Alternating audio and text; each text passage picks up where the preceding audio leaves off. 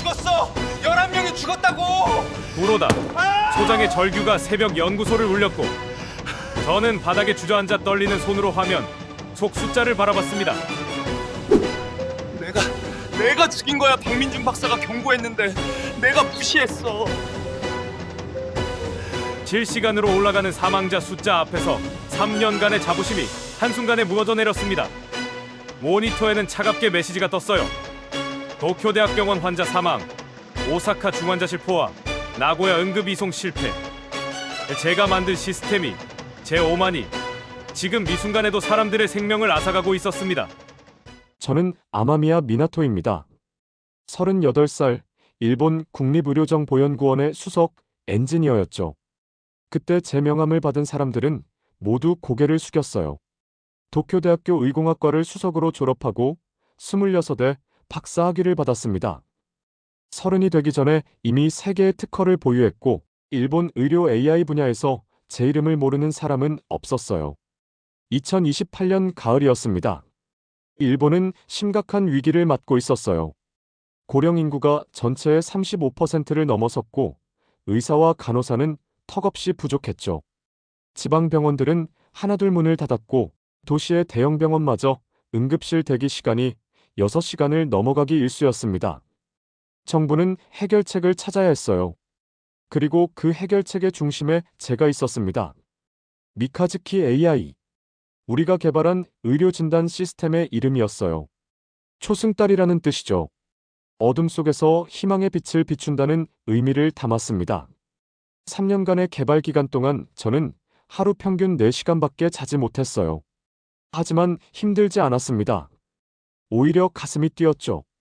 일본의 기술력으로, 일본인의 손으로 세계 최고의 의료 AI를 만들어낸다는 자부심이 저를 지탱했어요. 연구소 복도를 걸을 때마다 동료들이 저를 바라보는 눈빛을 느꼈습니다. 존경과 신뢰, 그리고 약간의 질투가 섞인 시선이었죠. 저는 그 시선들이 좋았어요. 제가 특별하다는 걸 증명하는 것 같았으니까요. 야마시타 부장은 제게 자주 말했습니다. 미나토, 자네는 우리 연구소의 자랑이야. 아니, 일본의 자랑이지. 그 말을 들을 때마다 어깨가 으쓱해졌어요. 미카즈키 AI는 정말 완벽했습니다. 100만 건이 넘는 의료 데이터를 학습했고 진단 정확도는 98%를 기록했어요. 인간 의사보다 빠르고 실수도 없었죠.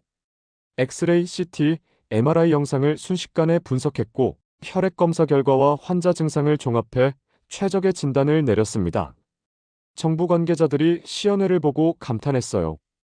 이거면 됩니다. 이걸로 일본 의료를 살릴 수 있어요. 그해 10월 예상치 못한 이메일 한 통이 도착했습니다. 발신자는 한국의료인공지능연구소, 책임자는 박민준 박사라는 사람이었어요. 처음엔 그냥 축하 메시지려니 했죠.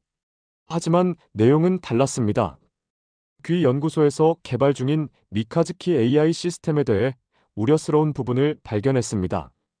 특히 다중질환 환자의 약물 상호작용 분석 알고리즘에서 심각한 오류 가능성이 있습니다.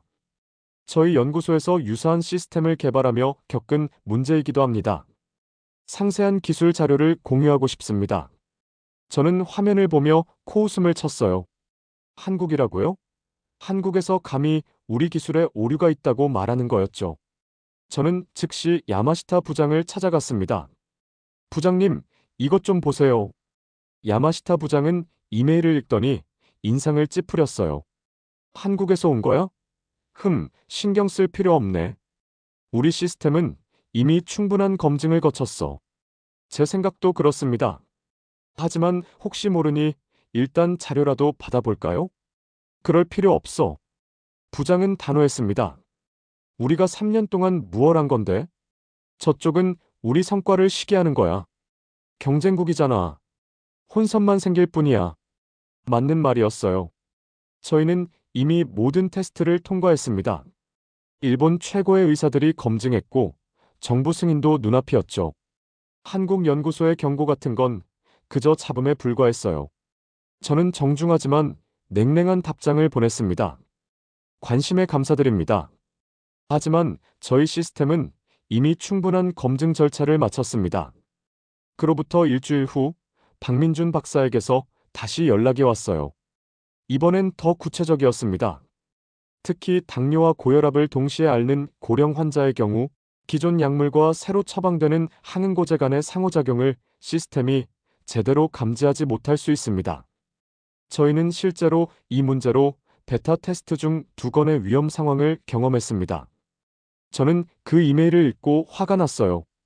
베타 테스트에서 문제가 생겼다고요? 그건 당신네 실력이 부족한 거죠. 우리 미카즈키 AI는 다릅니다. 저는 직접 알고리즘을 점검했어요. 약물 상호작용 데이터베이스는 완벽했고 분석 로직도 흠잡을 데 없었습니다. 한국 연구소는 그저 자기들 수준에서 걱정하는 거였어요. 연구소 내부 회의가 열렸습니다. 참석자는 야마시타 부장, 저, 그리고 임상자문을 맡은 사토 교수님이었죠. 사토 교수님은 70이 넘은 노이사셨지만 여전히 날카로운 분이었어요. 한국에서 계속 연락이 온다는 얘기를 들었네. 교수님이 말씀하셨습니다. 예, 하지만 기술적 근거가 부족한 우려입니다. 제가 대답했어요.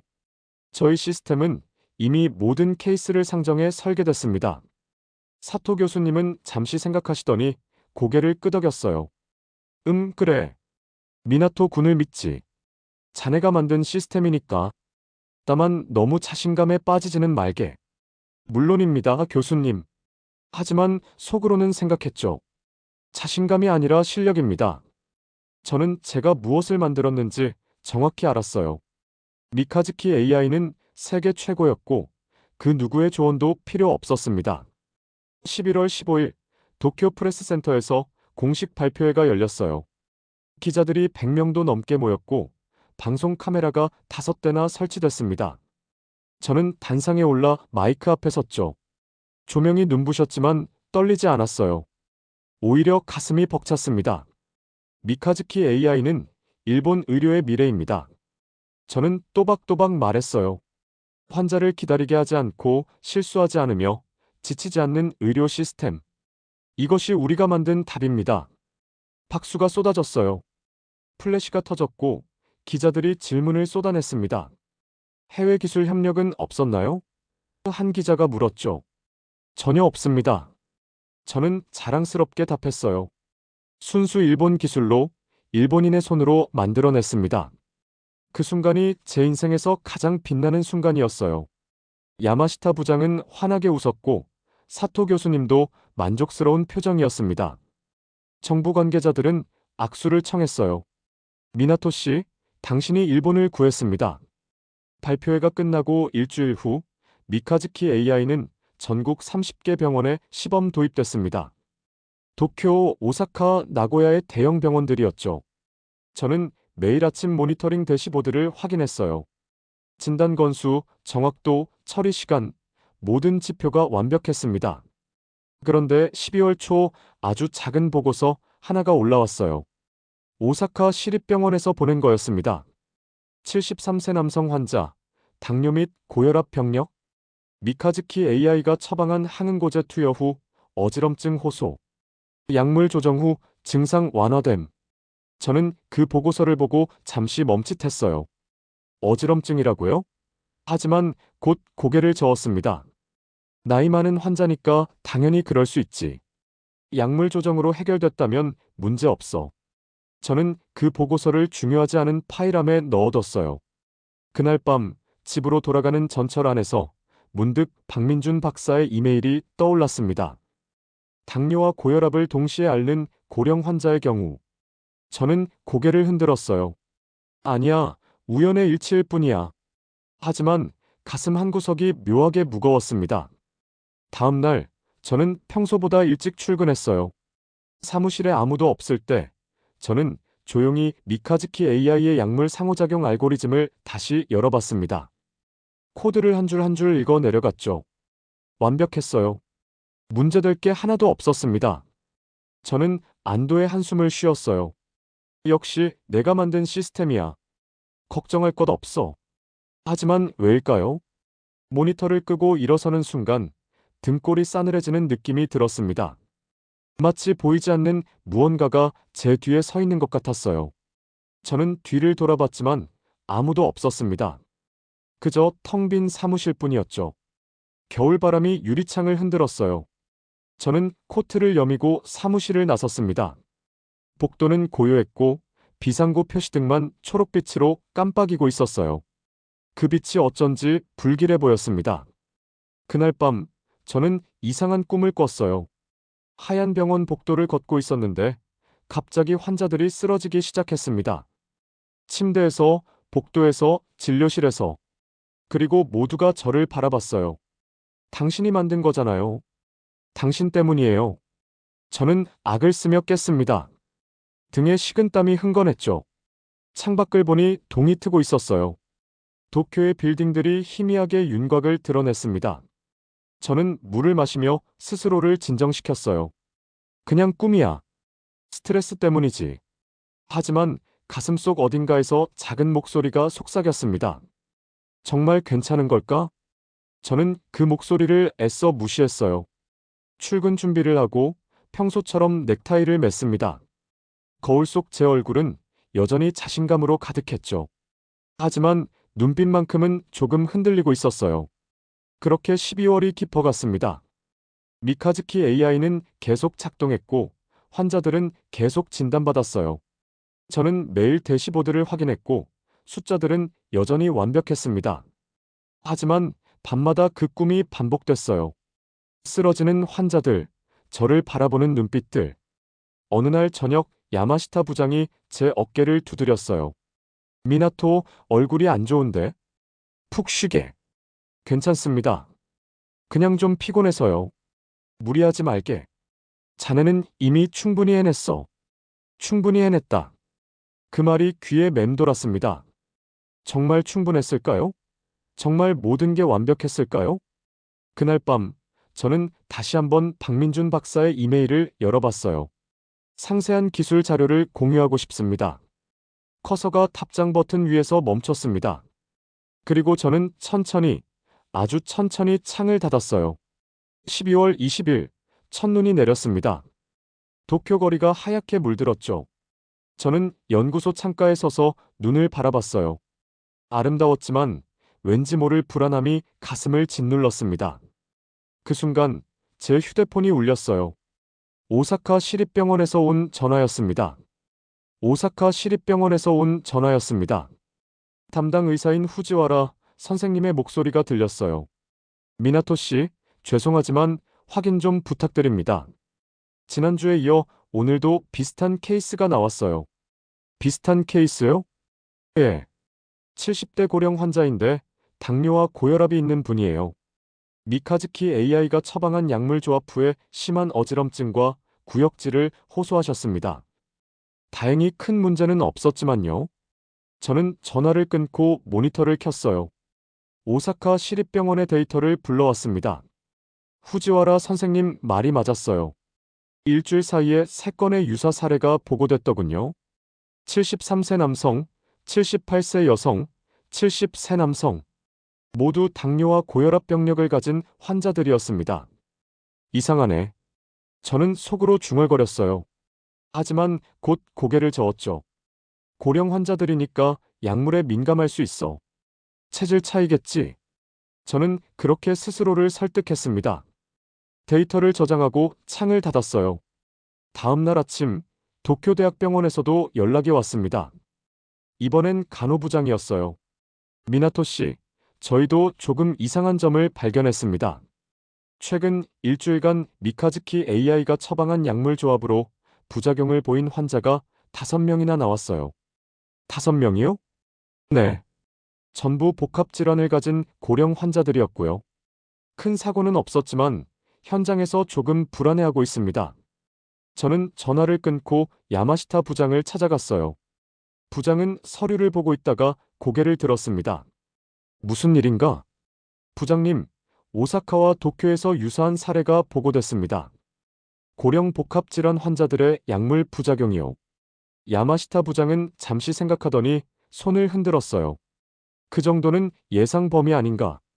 고령 환자는 원래 약물 반응이 예민하잖아. 시스템 문제는 아니야. 그렇긴 하지만 패턴이 비슷해서요. 미나토, 부장은 제 눈을 똑바로 봤습니다. 자네가 3년 동안 뭘 한 건데? 지금 흔들리면 어떡해? 우리 시스템을 믿어야지. 맞는 말이었어요. 저는 고개를 끄덕였습니다. 알겠습니다, 부장님. 하지만 그날 저녁 혼자 남아서 데이터를 다시 확인했어요. 오사카, 도쿄, 나고야, 삿포로. 전국에서 비슷한 보고가 올라오고 있었습니다. 총 12건. 모두 당뇨와 고혈압을 동시에 앓는 고령 환자였죠. 미카즈키 AI가 처방한 항응고제와 기존 약물의 조합이 문제였어요. 저는 알고리즘을 다시 열어봤습니다. 코드를 한 줄씩 읽어 내려갔어요. 문제가 없었습니다. 약물 데이터베이스도 완벽했고 상호작용 분석 로직도 정확했죠. 그럼 뭐가 문제지? 저는 머리를 감싸쥐었어요. 12월 23일 한국연구소에서 다시 이메일이 왔습니다. 이번엔 더 긴급한 어조였어요. 미나토 박사님, 귀 연구소에 미카즈키 AI 시스템이 운영되고 있다는 소식을 들었습니다. 저희는 반드시 기술 자료를 공유해야 한다고 생각합니다. 특히 다음과 같은 환자군에서 심각한 문제가 발생할 수 있습니다. 첫째, 당뇨와 고혈압 복합 질환자. 둘째, 간 기능 저하자. 셋째, 70세 이상 고령자. 이 세 조건이 겹치면 시스템이 약물 대사 속도를 정확히 예측하지 못합니다. 저희는 이미 이 문제로 베타 테스트를 중단했습니다. 저는 모니터를 보며 이를 악물었어요. 박민준 박사의 경고가 정확히 맞아떨어지고 있었습니다. 하지만 인정하고 싶지 않았어요. 아니야, 우연이야. 그냥 체질 차이일 뿐이야. 저는 답장을 쓰지 않았습니다. 다음 날 긴급회의가 소집됐어요. 참석자는 야마시타 부장, 사토 교수님, 저, 그리고 보건성에서 파견 나온 이토 과장이었습니다. 이토 과장은 날카로운 인상의 40대 후반 남성이었어요. 현장에서 불안한 목소리가 들려오고 있습니다. 이토 과장이 서류를 펼쳤어요. 12건의 약물 부작용 사례, 모두 고령 복합 질환 환자들입니다. 언론에 알려지기 전에 대응이 필요합니다. 야마시타 부장은 팔짱을 꼈어요.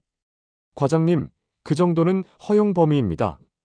전국 30개 병원에서 하루 평균 500건의 진단을 하는데 12건이면 0.24%도 안 돼요. 하지만 패턴이 있지 않습니까? 특정 환자군에서만 반복되고 있어요. 그건 부장이 말끝을 흐렸어요. 사토 교수님이 나섰습니다. 이토 과장님, 의학적으로 보면 고령 환자는 원래 개인차가 큽니다. 시스템이 100% 완벽할 순 없어요. 중요한 건 통계적 안전성이고 그 부분은 문제가 없습니다. 이토 과장은 고개를 끄덕였어요. 알겠습니다. 하지만 계속 모니터링은 해주시기 바랍니다. 회의가 끝나고 저는 복도를 걷고 있었어요. 그때 연구소 동료인 하세가와가 다가왔습니다. 그는 31살의 젊은 엔지니어였는데 평소 말이 별로 없는 사람이었죠. 미나토 선배. 그가 조용히 불렀어요. 저도 데이터를 봤는데요. 좀 이상한 게 있어요. 이상한 게? 약물 상호작용 알고리즘이요. 간 기능 수치가 일정 이하로 떨어지면 시스템이 약물 대사 시간을 과대평가하는 것 같아요. 특히 고령 환자의 경우에요. 저는 멈춰 섰습니다. 무슨 소리야? 제가 시뮬레이션을 돌려봤는데 70세 이상에서 간 기능이 60% 이하면 오차가 발생해요. 평균 20% 정도요. 가슴이 철렁했어요. 20% 오차라면 약물 농도가 예상보다 훨씬 높아질 수 있었습니다. 그건 부작용으로 이어질 수 있었죠. 확실해? 제 목소리가 떨렸어요. 아직 가설이에요. 하지만 데이터를 보면 맞는 것 같아요. 저는 하세가와의 어깨를 잡았습니다. 이 얘기 아무한테도 하지 마. 알겠어? 하지만 선배. 하지 말라고. 저는 소리쳤어요. 복도에 메아리가 울렸습니다. 하세가와는 놀란 표정으로 고개를 끄덕였죠. 저는 그날 밤 집에 가지 않았어요. 연구소에 남아서 혼자 시뮬레이션을 돌렸습니다. 하세가와 말이 맞았어요. 간 기능이 떨어진 고령 환자의 경우 시스템이 약물 대사 속도를 정확히 계산하지 못했습니다. 박민준 박사가 경고한 그대로였죠. 저는 모니터를 보며 주먹을 쥐었어요. 어떻게 하지? 인정해야 하나? 아니면 머릿속이 복잡했습니다. 인정하면 제 경력이 끝날 수도 있었어요. 3년간의 노력이 물거품이 될 수도 있었죠. 하지만 인정하지 않으면 환자들이 위험할 수 있었습니다. 새벽 5시, 저는 결정을 내렸어요. 아직 확실하지 않아. 좀 더 지켜보자. 큰 사고만 안 나면 돼. 저는 데이터를 저장하고 컴퓨터를 껐습니다. 창밖으로 동이 트고 있었어요. 12월 28일, 나고야 중앙병원에서 연락이 왔습니다. 이번엔 더 심각했어요.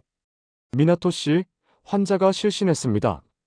다행히 빨리 발견해서 응급처치했지만 위험한 상황이었어요. 실신이요? 예. 74세 여성 환자인데 당뇨와 고혈압이 있고 간 기능도 좋지 않았어요.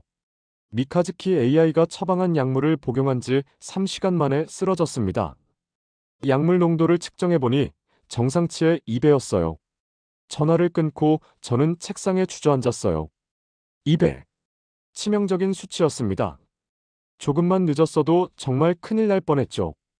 야마시타 부장에게 보고했어요. 부장은 얼굴이 굳었습니다. 이건 심각하네. 부장님, 시스템을 일시 중단해야 할 것 같습니다. 중단? 부장은 소리쳤어요. 지금 전국에서 하루에 15,000건씩 돌아가는 시스템을 중단하라고? 언론이 뭐라고 하겠어? 정부가 뭐라고 하겠어?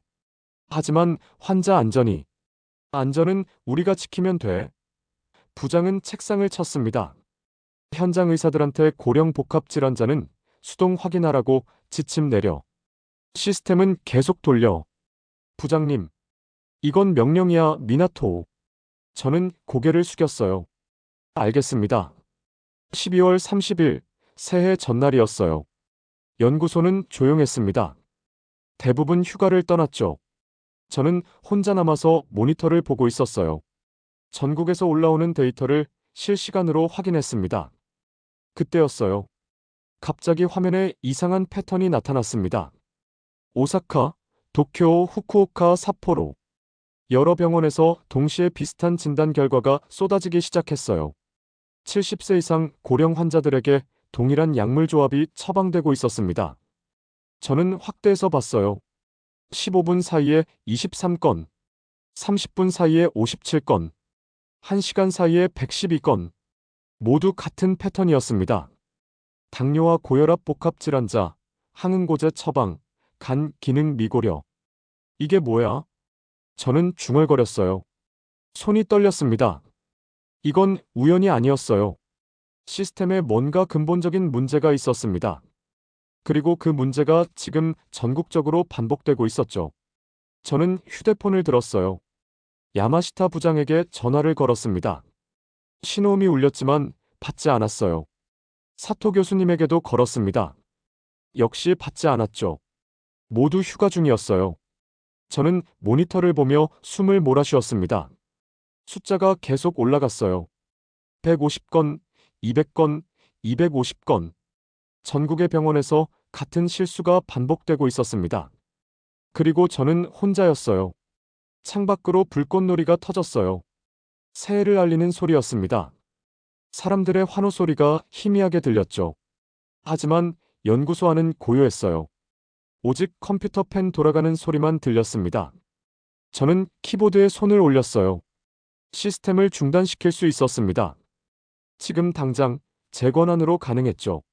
하지만 손가락이 움직이지 않았어요. 중단하면 끝이야. 내 경력도 연구소도 모든 게 끝나. 머릿속에서 목소리가 속삭였습니다. 그때 화면에 새로운 알림이 떴어요. 나고야 중앙병원에서 긴급 보고였습니다. 78세 남성 환자, 의식 저하. 중환자실 이송. 가슴이 얼어붙었어요. 저는 의자에서 벌떡 일어났습니다. 사무실을 왔다 갔다 했죠. 어떡하지? 공황 상태였어요. 모니터로 돌아왔습니다. 숫자는 여전히 올라가고 있었어요. 300건, 350건. 그리고 그 숫자 하나하나가 실제 환자였습니다. 살아있는 사람이었죠. 저는 떨리는 손으로 마우스를 잡았어요. 커서가 긴급 중단 버튼 위에 놓였습니다. 클릭 한 번이면 됐어요. 하지만 할 수 없었습니다. 3년간의 노력이, 제 자존심이, 일본의 자부심이 저를 붙잡았어요. 저는 고개를 떨구고 눈을 감았습니다. 그 순간 박민준 박사의 이메일이 떠올랐어요. 저희는 이미 이 문제로 베타 테스트를 중단했습니다. 그는 알고 있었어요. 이미 오래전에 알고 있었죠. 그리고 경고했습니다. 하지만 저는 듣지 않았어요. 새해 첫날 새벽, 저는 여전히 모니터 앞에 앉아 있었어요. 숫자는 400건을 넘어섰습니다. 전국의 병원에서 같은 실수가 계속 반복되고 있었죠. 밖에서 새들이 지저귀기 시작했어요. 해가 떠오르고 있었습니다. 새해 첫 해였죠. 저는 창밖을 보며 중얼거렸어요. 이건 내가 만든 거야. 모니터에서 또 다른 알림이 울렸습니다. 새해 첫날 오전 10시 도쿄대학병원 응급센터에서 전화가 왔습니다. 담당 의사는 숨을 헐떡이고 있었어요. 미나토 씨, 지금 당장 와주셔야 합니다. 상황이 심각해요. 무슨 일인데요? 지난 이틀간 미카즈키 AI가 진단한 환자들 중 13명이 동시에 상태가 악화됐어요. 전부 같은 증상입니다. 어지럼증, 구역질, 혈압 급강하. 지금 응급실이 마비 상태예요. 저는 차를 몰고 병원으로 달려갔어요. 응급센터에 도착하니 정말 아수라장이었습니다. 들것에 누운 환자들이 복도까지 늘어서 있었고 의료진들은 정신없이 뛰어다녔죠. 간호사 한 명이 제 앞을 지나가다 비틀거렸어요. 얼굴이 창백했습니다. 응급의학과 과장인 사카모토 선생님이 저를 보더니 다가왔어요. 그의 눈에는 분노가 가득했습니다. 미나토 씨, 이게 뭡니까? 당신이 만든 시스템이 환자들을 이 지경으로 만들었어요. 죄송합니다. 제가 바로 뭘 한다는 겁니까? 사카모토 선생님이 소리쳤어요. 어제부터 입원한 환자만 13명이에요. 전부 같은 약물 조합 때문입니다. 이게 우연이라고 생각하세요? 저는 아무 말도 할 수 없었어요. 그저 고개만 숙였죠.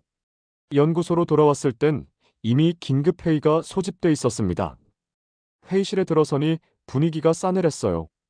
야마시타 부장, 사토 교수님, 보건성 이토 과장, 그리고 연구소 소장인 구로다 선생님까지 와 계셨습니다. 구로다 소장은 70을 바라보는 노인이었지만 눈빛만큼은 예리했어요. 미나토 군, 설명을 듣고 싶네. 전국에서 똑같은 보고가 올라오고 있어. 이게 대체 무슨 일인가? 저는 자료를 펼쳤습니다. 소장님, 현재까지 파악한 바로는 특정 환자군에서 약물 대사 예측 오차가 발생하고 있습니다.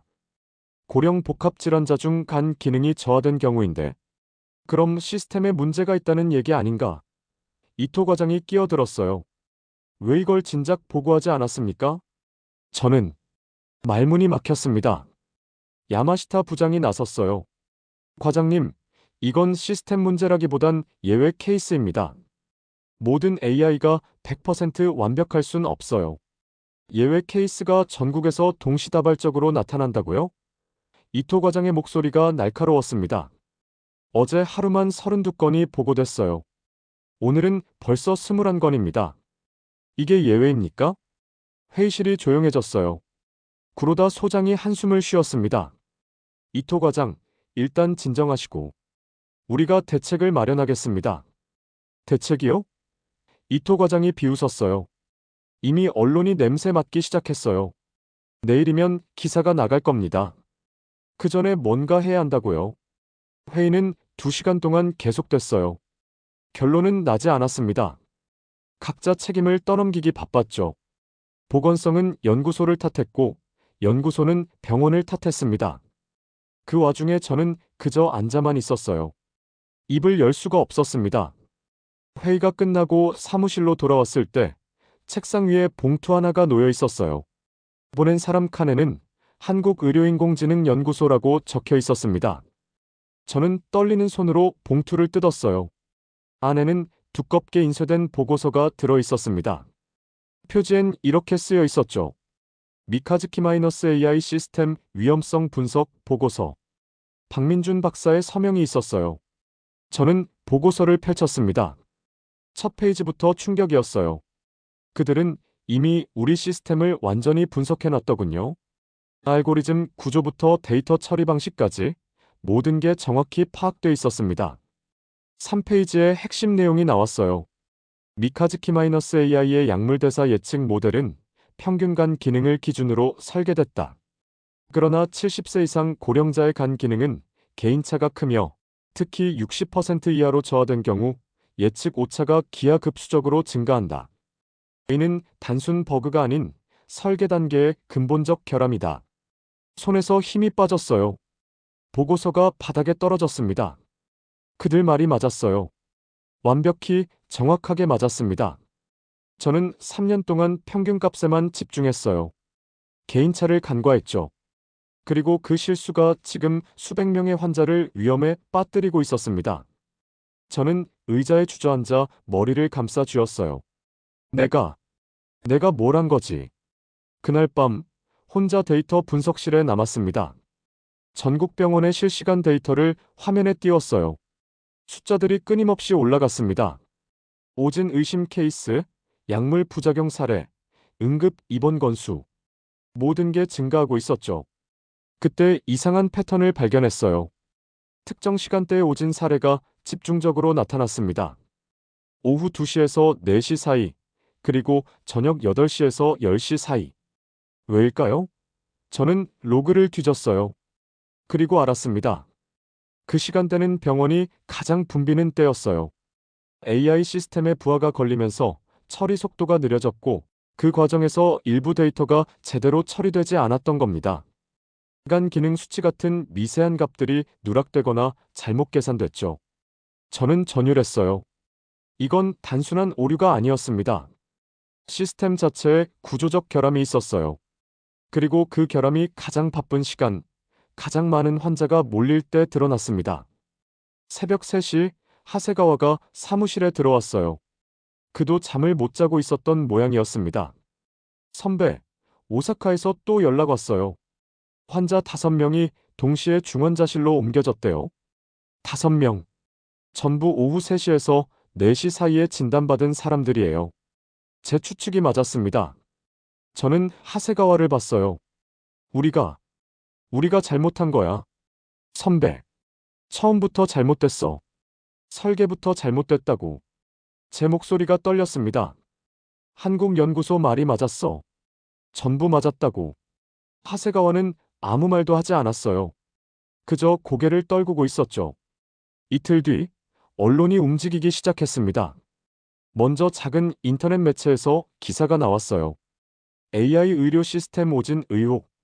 그리고 다음 날엔 주요 일간지 사회면에 실렸습니다. 미카즈키-AI 고령 환자 진단 오류 속출. 보건성은 급하게 브리핑을 열었어요. 이토 과장이 기자들 앞에 섰습니다. 현재 일부 사례에서 약물 부작용이 보고된 것은 사실입니다.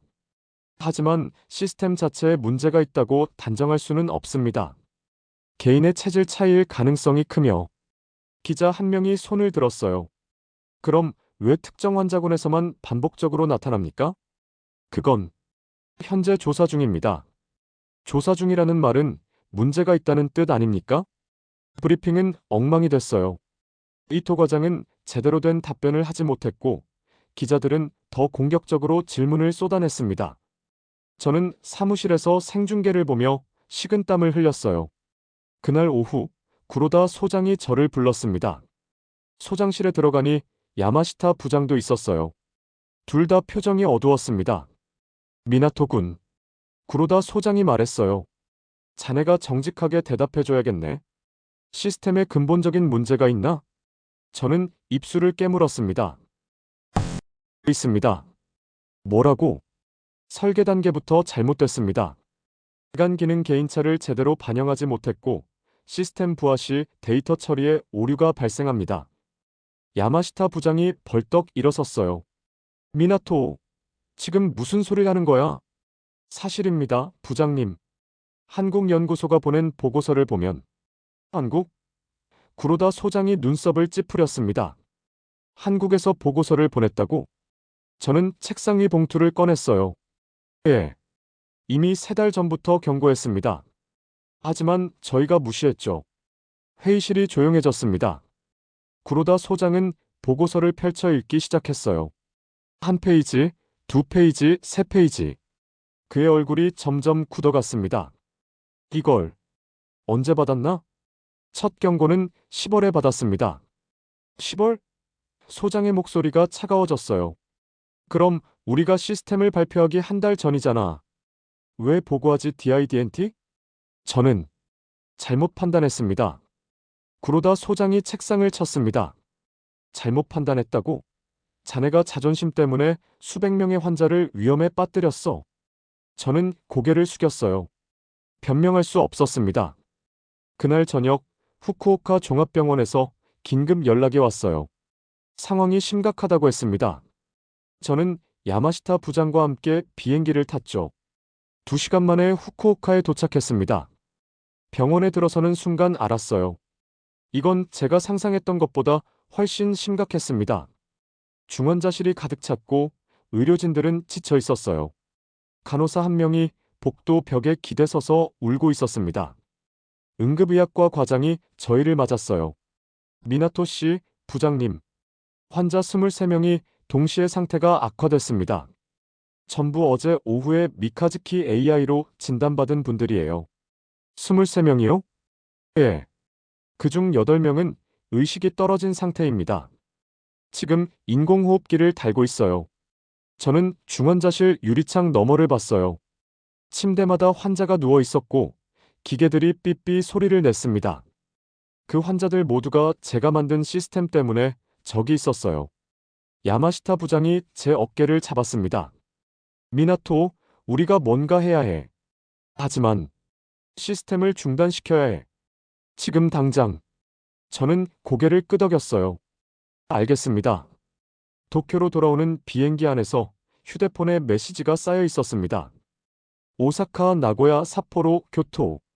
전국의 병원에서 같은 보고가 올라오고 있었어요. 환자 상태 악화, 중환자실 포화, 의료진 혼란. 공항에 내려 차를 탔을 때 라디오에서 뉴스가 흘러나왔습니다. 일본 정부가 도입한 의료 AI 시스템 미카즈키-AI의 오진 사태가 심각한 상황입니다. 전국에서 100명이 넘는 환자가 약물 부작용으로 입원했으며 저는 라디오를 껐어요. 더 이상 들을 수 없었습니다. 연구소에 도착했을 땐 자정이 넘어 있었어요. 건물은 텅 비어 있었습니다. 저는 데이터 분석실로 갔어요. 모니터를 켜자 실시간 데이터가 화면을 가득 채웠습니다. 그리고 저는 알았어요. 숫자들이 비정상적으로 움직이고 있었습니다. 같은 진단 결과가 반복적으로 나타났고 같은 약물 조합이 계속 처방되고 있었죠. 마치 시스템이 스스로 통제 불능 상태에 빠진 것 같았어요. 저는 키보드에 손을 올렸습니다. 긴급 중단 명령을 입력했어요. 하지만 엔터키를 누르기 직전 화면이 깜빡였습니다. 새로운 알림이 떴어요. 도쿄대학병원에서였습니다. 환자 급증, 응급실 마비, 즉시 지원 요청. 제 손이 떨렸습니다. 화면을 보며 중얼거렸어요. 이미 늦은 건가? 1월 4일 새벽 4시 도쿨대학병원에서 첫 번째 사망 소식이 왔습니다. 77세 남성 환자였어요. 당뇨와 고혈압, 그리고 간 기능 저하를 앓고 있었죠. 미카즈키 AI가 처방한 약물을 복용한 지 12시간 만이었습니다. 저는 전화를 받고 그 자리에 얼어붙었어요. 사망. 그 단어가 귓가에 맴돌았습니다. 제 손이 떨렸죠. 휴대폰이 바닥에 떨어졌어요. 1시간 후 오사카에서 두 번째 소식이 왔습니다. 여든한 새 여성 환자. 그리고 후쿠오카에서 세 번째, 나고야에서 네 번째. 해가 뜨기도 전에 전국에서 7명이 사망했어요. 전부 같은 이유였습니다. 미카즈키 AI의 오진이었죠. 저는 데이터 분석실 바닥에 주저앉았어요. 화면 속 숫자들이 계속 올라갔습니다. 사망 건수가 실시간으로 업데이트되고 있었죠. 8명, 9명, 10명. 숫자가 아니었어요. 그건 살아있던 사람들이었습니다. 제가 죽인 사람들이었죠. 내가 죽였어. 제 목소리가 떨렸어요. 오전 6시 연구소에 사람들이 모이기 시작했습니다. 야마시타 부장은 창백한 얼굴로 서 있었고 구로다 소장은 책상에 주저앉아 있었어요. 하세가와는 구석에서 울고 있었습니다. 시스템을 중단시켜야 합니다. 제가 말했어요. 지금 당장요. 구로다 소장이 고개를 들었습니다. 이미 늦었네. 벌써 11명이야. 11명이 죽었어. 그래도 중단시켜. 소장의 목소리가 갈라졌어요. 더 이상은 안 돼. 더 이상 죽일 순 없어. 저는 컴퓨터 앞에 앉았습니다. 손이 떨려서 키보드를 제대로 칠 수가 없었어요. 3번 만에 겨우 긴급 중단 명령을 입력했죠. 엔터키를 눌렀습니다. 화면에 메시지가 떴어요.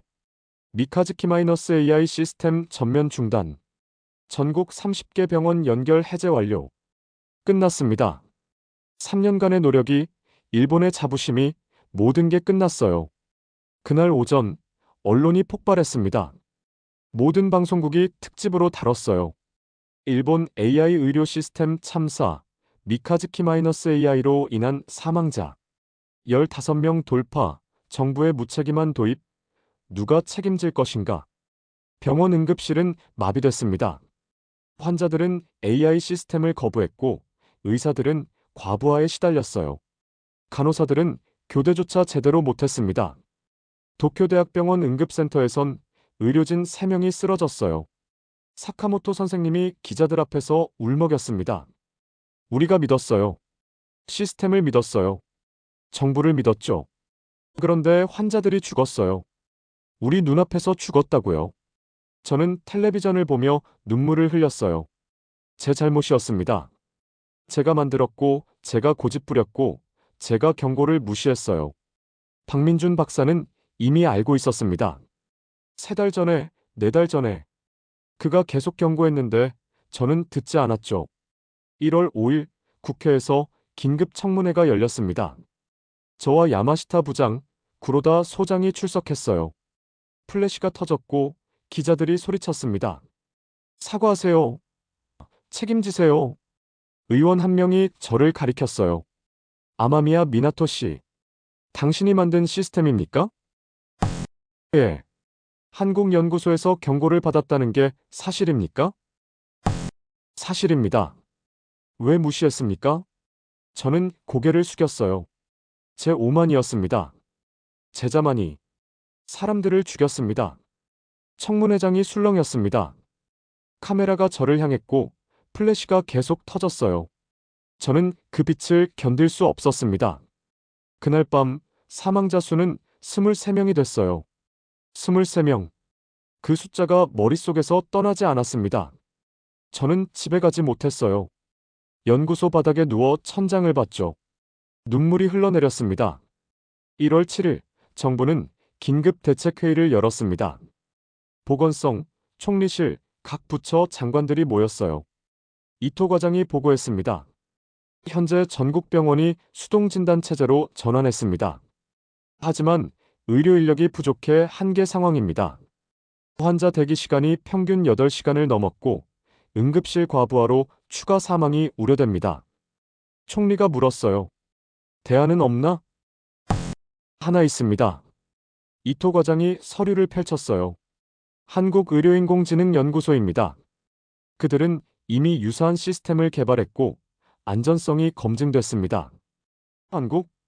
한 장관이 인상을 찌푸렸어요. 우리가 한국 기술을 쓴다고? 다른 방법이 없습니다. 회의실이 조용해졌습니다. 일본이 한국에 손을 벌려야 하는 상황이었죠. 자존심이 허락하지 않았어요. 하지만 선택의 여지가 없었습니다. 1월 9일 한국의료인공지능연구소의 박서연 박사가 도쿄에 도착했습니다. 36살의 여성 연구자였어요. 그녀는 공항에서 기자들에게 말했습니다. 저희는 일본 환자분들을 돕기 위해 왔습니다. 국경은 중요하지 않아요. 지금은 생명을 살리는 게 먼저입니다. 정부 회의실에서 협상이 시작됐어요. 일본 측은 거액을 제시했습니다. 기술 이전 비용으로 5천억 엔을 지불하겠습니다. 박서연 박사는 고개를 저었어요. 필요 없습니다. 뭐라고요? 저희는 돈을 받으러 온 게 아닙니다. 그녀의 목소리는 차분했어요. 의학은 돈이 아니라 사람을 살리는 일입니다. 대가는 필요 없습니다. 지금은 환자부터 살리세요. 회의실이 조용해졌습니다. 일본 관료들은 말문이 막혔어요. 저는 구석에 서서 그 장면을 봤습니다. 부끄러웠어요. 우리는 기술로 돈을 벌려 했고 자부심을 지키려 했죠. 하지만 그녀는 생명을 먼저 생각했습니다. 박서연 박사가 저를 봤어요. 아마미야 미나토 씨시죠? 예. 박민준 선배님이 전해달래요. 실수는 누구나 합니다. 중요한 건 그걸 인정하는 용기라고요. 저는 고개를 숙였어요. 눈물이 떨어졌습니다. 죄송합니다. 정말 죄송합니다. 사과는 환자들에게 하세요. 그리고 다시는 이런 일이 없도록 하시고요. 1월 10일 한국 AI 시스템이 일본 병원에 긴급 도입됐습니다. 설치와 테스트는 이틀 만에 끝났어요. 박서연 박사와 연구팀은 밤을 새워 작업했죠. 시스템이 가동되기 시작했습니다. 오진율이 급격히 떨어졌어요. 약물 부작용 사례가 줄었고 환자 대기 시간도 정상화됐습니다. 그리고 가장 중요한 것, 더 이상 사망자가 나오지 않았어요. 1월 15일 병원 현장을 찾았습니다. 도쿄대학병원 응급센터였어요. 사카모토 선생님을 만났죠. 그는 여전히 지쳐 보였지만 표정은 조금 나아져 있었습니다. 미나토 씨, 그가 말했어요. 한국 시스템은 정확해요. 우리가 신뢰할 수 있어요. 다행입니다. 하지만 당신을 용서할 순 없어요.